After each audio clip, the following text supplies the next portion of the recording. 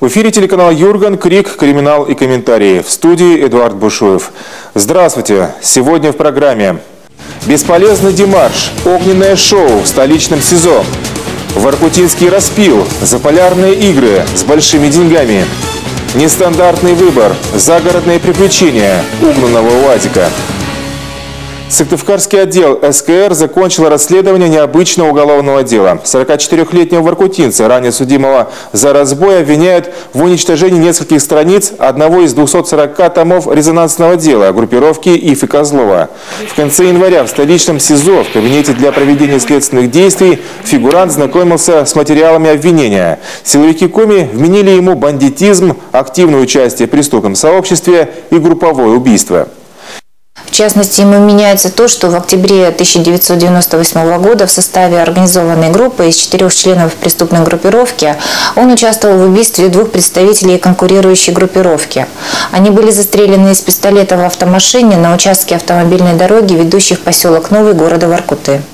Эти обвинения тянули как минимум на длительное лишение свободы, если вообще не на пожизненное заключение. Чтобы избежать уголовной ответственности, подследственный попытался уничтожить самые весомые улики против себя. Воспользовался тем, что следователь отвернулся в сторону, вырвал несколько страниц из уголовного дела и поджег их спичкой, которую пронес с собой из камеры. Постепенно поджег том уголовного дела. То есть при этом он пытался сжечь свои показания, которые он давал в ходе следствия, пытался сжечь иные документы, в том числе там были фототаблицы с фотографиями участников данной преступной группировки. Действия его были абсолютно бесполезны ввиду того, что уголовное дело находится полностью в копиях от первого до последнего листа, и в данном случае ознакомление продолжается с данным уголовным делом по копиям. Сотрудник Следственного комитета заметил пламя, нажал на тревожную кнопку и вызвал охрану. Конвоиры пресекли действия арестанта и увели его в камеру. По факту уничтожения материалов предварительного расследования возбудили уголовное дело. Санкции по этой статье предусмотрены небольшие: полгода ареста, обязательные работы или штраф до 80 тысяч рублей.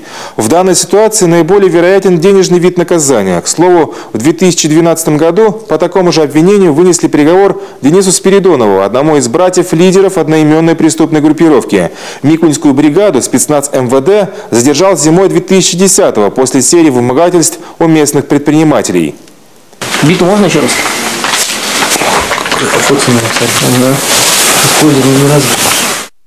Во время ознакомления в СИЗО с уголовным делом Спиридонов тайно выкрал том номер 7, разорвал его в туалетной комнате и спустил листы в унитаз.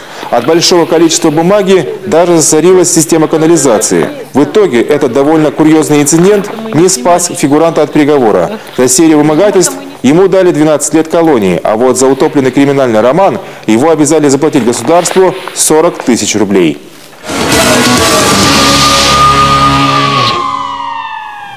Следственное управление МВД Коми закончило разбирательство по делу руководителя воркутинской фирмы «Северная котельная». Бизнес-вумен вменяет злоупотребление должностными полномочиями и неправомерные действия при банкротстве.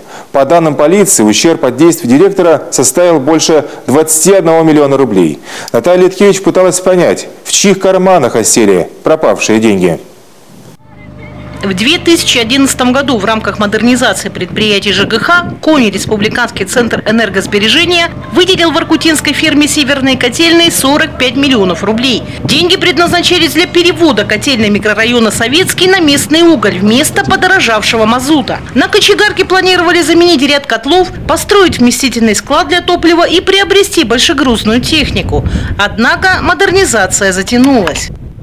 2 котла должны были установить. Один частично смонтировали, хотя уже оплата в принципе происходила по графику установки второго и поставки котла второго, однако второй котел не смонтирован, оплата все равно произведена, в том числе там и услуги логистики, услуги установки, в принципе вот так вот. То есть по идее логичным действием было бы остановка оплаты и требования с поставщика, с исполнителя обязательства, требования их исполнения. Однако директор нерадивым поставщикам почему-то оплату не приостановила. Мало того, по аналогичной схеме женщина оплатила и невыполненные услуги по строительству топливного склада. В итоге предприятие потеряло 12 миллионов рублей. Еще 8 ушло на покупку 3 грузовиков для перевозки угля. В последующем все 3 автомобиля были в рамках взаимозачета по долгам с ООО ТСВ переданы в ООО ТСВ, а ТСВ в свою очередь передала данные автомобили ООО «Северная котельная» в аренду. Данные действия были совершены, по нашему мнению, в целях того, чтобы скрыть данное имущество от кредиторов. Все бы ничего, вот только предприятие к тому времени обанкротилось, а долг перед компанией «Тепловые сети Воркуты» был погашен в обход других кредиторов, а значит незаконно. Между тем, по данным правоохранителей, у предприятия были способы пополнить бюджет. Например, взыскав задолженности с управляющих компаний. Одна из них задолжала за поставку горячей воды и тепла больше 15 миллионов рублей. Однако бизнесвумен почему-то переуступила право требования долга другой фирме. Причем в 50 раз дешевле, всего за какие-то 300 тысяч. В дальнейшем было установлено, что ООО «Варгашорец», управляющая компания «Варгашорец», в полном объеме рассчиталась третьим лицом по договору уступки прав требования. Поэтому по результатам проверки было установлено, что должностными лицами ООО «Северной котельной» совершены действия, которые, в принципе, нарушили интересы самой «Северной котельной». В чьих интересах действовала женщина, для силовиков далеко не секрет. Ее компания, как, впрочем, и тепловые сети Воркуты, в 2011-2012 годах были подконтрольны тогдашнему воркутинскому мэру Анатолию Пуро. К слову, бывший градоначальник сейчас фигурант другого уголовного дела, которое тоже отчасти связано с северными котельными.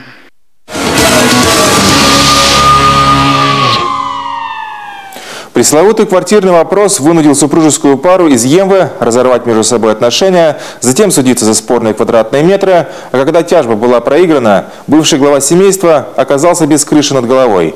Тогда он приступил к черту, из-за которой уже нет возврата. Убийство как последний аргумент убеждения. В репортаже Евгения Ракина. Утром 6 марта в Нижегородский отдел полиции пришел 58-летний житель Емвы и написал явку с повинной. Пенсионер рассказал, что ночью задушил бывшую супругу прямо на ее рабочем месте в здании политехнического техникума по улице Дзержинского, где она трудилась сторожем. По словам подозреваемого, убийство вышло случайно из-за затянувшегося конфликта по поводу благоустроенной квартиры, которую мэрия выделила в 2010 году. Он в свое время получил по переселению из ветхого жилья новую квартиру однокомнатную. Однако впоследствии в законном порядке он от своей доли отказался в приватизации в пользу супруги на тот момент еще и ее сына несовершеннолетнего. Однако впоследствии, когда документы уже были оформлены, он резко сменил свою позицию, стал говорить, что его обманули, ввели в заблуждение супруга с его сыном и так далее. И на этом фоне у них развился конфликт, который перешел в развод в последующем. После развода мужчине пришлось искать крышу над головой. Ютился в заброшенном бараке. Изгнаннику было крайне обидно, поскольку именно ему администрация города выдала ордер и ключи. Компромиссные просьбы по возврату или разделу жилплощади бывшая супруга отвергала напрочь. Да и закон, согласно оформленным ею документам, был полностью на ее стороне. В тот вечер бывший муж пришел еще раз поговорить. Дождался, пока все студенты выйдут из техникума, и зашел в здание с черного входа. Внезапный визит женщину сильно напугал. Дальше что происходило? Ну, как бы увидел, меня вскрикнула. Я пошел как бы навстречу сюда. Ну, она пошла сюда. Пенсионер спросил о судьбе пропавших документов на спорную квартиру. При этом удерживал благоверную в кресле. Документы спрашивал. Это, у него находятся документы или нет? Ну, как бы держал вот так просто, как бы не душил это, а так чуть-чуть держал. Вот. Она отвечала, что документы не знает где. Как бы это самое на квартиру. Не получала эти документы. Вот тогда я предъявил мне сильнее, как бы это самое, кому типа, эти документы нужны. А потом она как бы придушил сильнее, как бы придавила сильнее. Она сказала, что эти документы находятся, вернее, она получала без конверт, без адреса обратного, что ли, что-то типа это самое. И он находится у этой самой. Ну, я как бы это самое вот так надавил на нее, она, наверное, сползла вот так вот. Разъяренный мужчина задушил женщину уже на полу. Кровь из носа потерпевшей, которая попала ему на руку, он поспешил тут же смыть. Полотенце это же, не помните? Наверное, это не знаю. Прошу внимания, обратить участника следственного действия на полотенце. Эксперт, пожалуйста, зафиксируйте. В ходе следственного действия полотенце было изъято. После убийства мужчина вышел на улицу и несколько часов бродил по Емве. Говорит, хотел свести счеты с жизнью, но в последний момент передумал. Сыщики выяснили, что той ночью он пытался зайти в свою бывшую квартиру, но пасынок его не впустил. Убийство-то он совершил в районе 11 часов вечера. Потом несколько часов вот гулял по Емве, как бы все это осмысливал. Он в таком возбужденном состоянии был. Он ведь ходил еще в адрес. И мальчик, он не открыл дверь. А так вот как бы есть предположение, чтобы он и его тоже задушил, потому что шнур у него с собой был. По обвинению в убийстве мужчину взяли под стражу. Сам он сильно сожалеет, что долгожданная квартира вместо обыкновенного семейного счастья принесла ему столько горя и бед. Теперь пенсионеру грозит длительное заключение. И самое ужасное, что после выхода на свободу ему, скорее всего, некуда будет идти.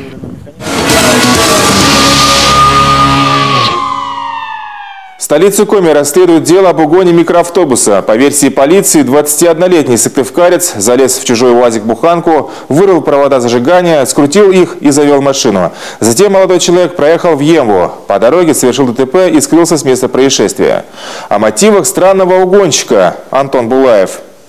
Это кадры с видеорегистратора «Шевроле Нивы». Внедорожник следует по трассе Сыктывкар-Ухта. На горизонте виден микроавтобус УАЗ. Буханка неожиданно начинает выезжать на встречную полосу.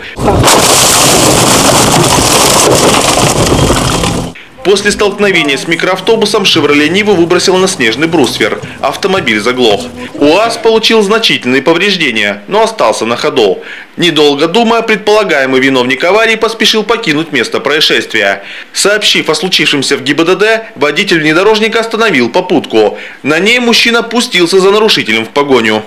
Когда они доехали до 98-го километра, увидели, что автомашину УАЗ водитель бросил, а сам пытался скрыться в лесном массиве.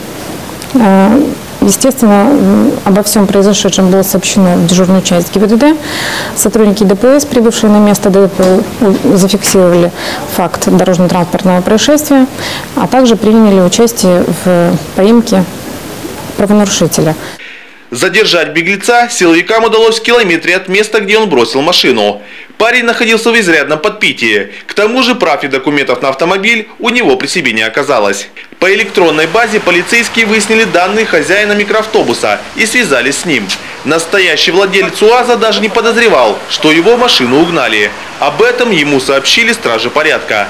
Угонщика задержали и доставили в Сыктывкарский отдел полиции. Молодой человек пояснил правоохранителям, что гулял по улицам города Сыктывкара. На улице Горького он увидел автомобиль марки УАЗ и решил угнать ее, так как хотел поехать к своим друзьям в город Емву. Значит, молодой человек проник в салон автомобиля через распашные задние двери, взломал замок зажигания, завел двигатель и направился в Емву. На следующий день после инцидента хозяин УАЗа потребовал привлечь любителя чужого авто к ответственности и заявил об угоне в полицию. Сейчас расследование уголовного дела продолжается. До суда молодого человека отпустили под подписку о невыезде. Кроме материального возмещения ущерба потерпевшим, за свою пьяную выходку он может получить до 5 лет реального лишения свободы.